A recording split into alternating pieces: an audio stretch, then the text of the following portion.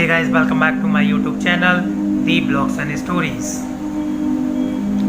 एक राज्य में एक राजा रहा करता था। प्रजा उसके निर्णय से काफ़ी खुश रहा करती थी और जितने भी लोग थे उस राज्य में काफ़ी खुश रहा करते थे। वो लोगों की ज़रूरतों को पूरा किया करता था।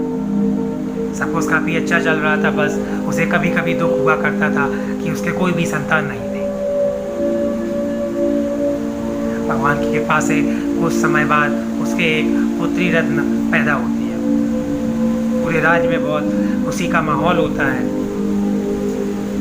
इस खुशी के मौके पे वो राज्य में घोषणा करवाता है कि एक दिन निश्चय किया जाएगा और उस दिन राज्य के सभी लोग उसके दरबार में उपस्थित होंगे और उन्हें उनकी मन पसंदीदा चीज़ों को वितरण किया जाएगा। वो दिन आया और राज्य के सभी लोग उसके राज दरबार पहुँचे।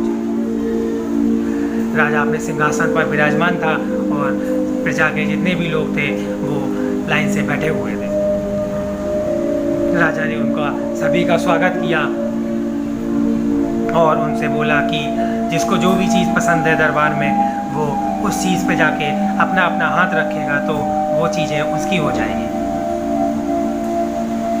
अब हाथ तो दो ही थे तो लोगों की तो बहुत सारी ख्वाहिशें थी कि उन्हें सब कुछ मिल जाए, लेकिन वो किस किस चीज़ों पे अपना हाथ रख सकते थे उन्हें यह डिसाइड करना था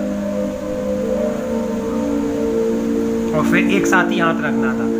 तो हर कोई अपने अपने सिर्फ एक चीज़ उन्होंने पसंद की। कोई जाके सफ़ेद घोड़ों पे अपने हाथ रख देता है, तो कोई सोने का जो कलश रहता है उसमें हाथ रखता है और दरबार में बहुत सारी बहुमूल्य चीज़ें थी, कोई राजा की तिजोरी पे जाके हाथ रखता है।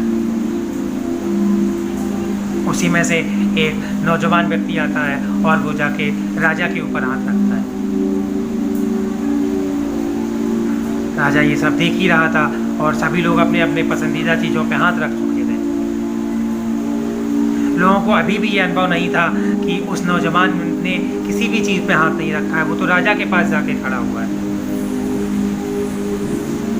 फिर राजा ने सभी को बताया कि आप लोगों ने अपने मन पसंदीदा चीज़ों पे हाथ तो रख दिया है, लेकिन आपके हाथ रखने से पहले इस नौजवान ने मेरे ऊपर हाथ रख दिया था और मेरी जितनी भी चीज़ें थी वो अब इस नौजवान की हो चुकी है।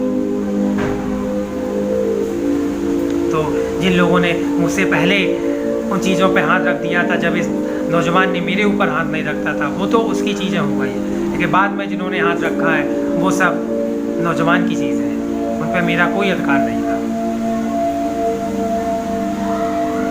ये कहानी हमें ये दर्शाती है कि हम लोग भी अपने जीवन में किसी ना किसी चीज़ को पाने के लिए दिन रात मेहनत करते हैं।